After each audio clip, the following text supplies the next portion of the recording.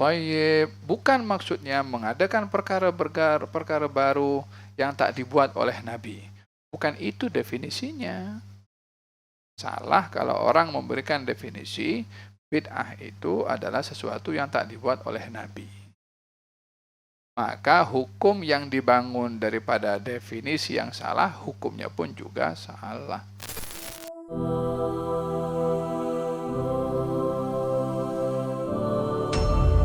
Siti Aisyah radhiyallahu anha qalat qala Rasulullah sallallahu alaihi wasallam, Nabi bersabda, man ahdatha fi amrina hadza ma laysa minhu fa huwa raddun.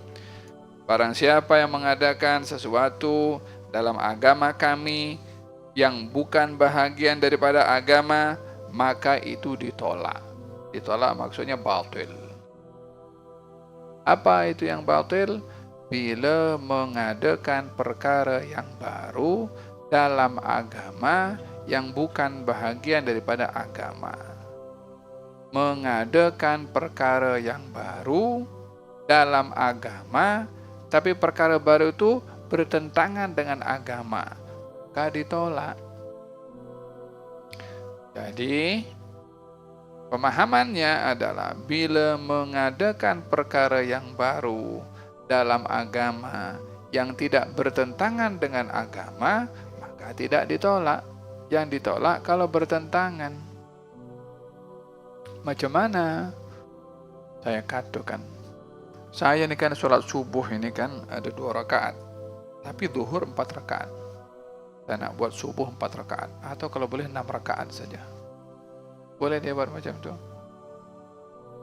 Sholat subuh dalam agama, dia nak tambah rakaat yang bukan bahagian daripada agama, nak dimasukkan dalam agama. Ini bertentangan dengan agama, ini yang ditolak. Tapi kalau saya sholat subuh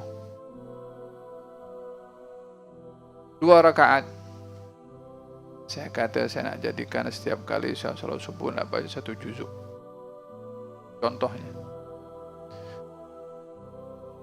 ya kan? Saya adakan benda yang baru dalam agama, yaitu saya nak biasakan setiap kali baca Quran dalam sholat 1 juzuk, walaupun tidak dilakukan sebiji macam tu oleh Nabi, tapi tidak bertentangan dengan agama, sebab baca Quran dalam sholat tetap digalakkan dalam agama. Ini tidak ditolak. Yang ditolak kalau bertentangan. Inilah definisi daripada bid'ah. Apa itu bid'ah? Mengadakan sesuatu dalam agama yang bukan bahagian daripada agama. Memasukkan sesuatu yang bukan dalam agama dimasukkan dalam agama, bertentangan dengan agama, maka di sini ditolak. Paham dong? Thayyib, bukan maksudnya mengadakan perkara baru yang tak dibuat oleh Nabi. Bukan itu definisinya. Salah kalau orang memberikan definisi bid'ah itu adalah sesuatu yang tak dibuat oleh Nabi. Definisinya salah. Maka hukum yang dibangun daripada definisi yang salah, hukumnya pun juga salah. Kan kalau timbangan rosak itu nak timbang, ya timbangnya mesti tak betul. Apa yang ditimbang mesti tak betul, sebabnya timbangannya rosak. Paham dong? Apakah itu bid'ah? Bid'ah adalah memasukkan perkara yang baru dalam agama yang bukan bagian daripada agama atau bertentangan dengan agama. Itu yang dikatakan bid'ah yang ditolak. Tapi perkara yang baru dalam agama yang tidak bertentangan dengan agama, maka tidak ditolak. Maulid ada tak di zaman Nabi? Nama maulid tidak ada. Ya, tapi apa yang dilakukan dalam maulid? Yang ada dalam maulid itu bacaan salawat. Bersalawat diperintahkan atau tidak? Diperintahkan. Di dalam maulid itu baca sirah Nabi. Membaca sirah Nabi digalakkan atau tidak? Digalakkan. Dalam maulid itu ada bacaan Quran, laqad ja'akum rasulun min anfusikum. Baca Quran digalakkan atau tidak? Digalakkan. Dalam maulid itu ada ramai orang datang, berkumpul sama-sama kita berselawat. Selawat ramai-ramai boleh atau tidak? Boleh. Dalam maulid itu ada tazkirah. Mendengar tazkirah boleh atau tidak? Boleh. Loh, jadi yang tak boleh di mananya? Yang yang yang tak betul bertentangan dengan syariatnya di mana? Tapi Nabi tak buat. Kembali kepada definisi awal. Definisi bid'ah itu bukan sesuatu yang tak dibuat oleh Nabi, tapi bid'ah itu adalah mengadakan perkara baru dalam agama yang bertentangan dengan agama. Kalau semua yang tak dibuat oleh Nabi, Nabi ini menjadikan dasar hukumnya bukan daripada apa yang Nabi buat saja. Nabi itu mengajarkan melalui perkataan, melalui perbuatan, dan dengan melalui kaidah. Oleh sebab itu, beberapa perkara pernah diadakan walaupun di zaman Nabi tidak ada.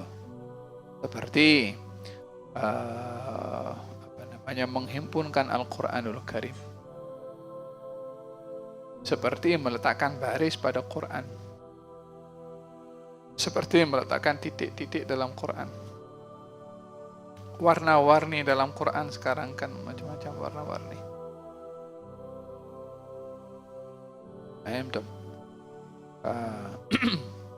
Pemasangan menara yang itu banyak di masjid.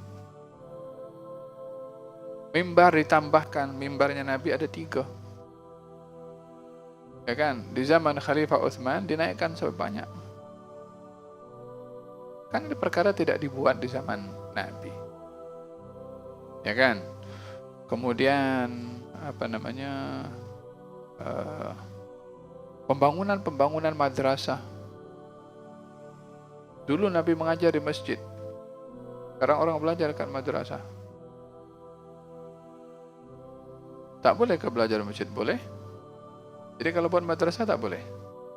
Selagi tidak bertentangan boleh. Beberapa perkara yang tak dibuat oleh Nabi bukan menjadi larangan selagi mana tidak bertentangan dengan kaidah. Paham Tom? Jadi hadis ini berbicara tentang definisi sunnah dan definisi bid'ah. Apa itu definisi bid'ah? Definisi bid'ah adalah orang yang mengadakan perkara yang baru dalam agama bukan bahagian daripada agama, maka itu ditolak, itu bid'ah.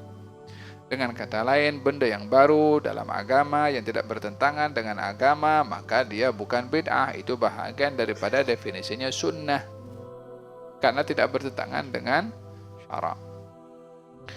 Dalam riwayat yang Muslim, man amila amalan laisa alaihi amruna fahuwa raddun. Barang siapa yang beramal satu amalan yang tidak menepati urusan agama kami, maka itulah ditolak atau perkara yang batil. InsyaAllah kita akan sambung hadis yang ke-6 pada kelas yang akan datang. Wallahu ta'ala a'lam.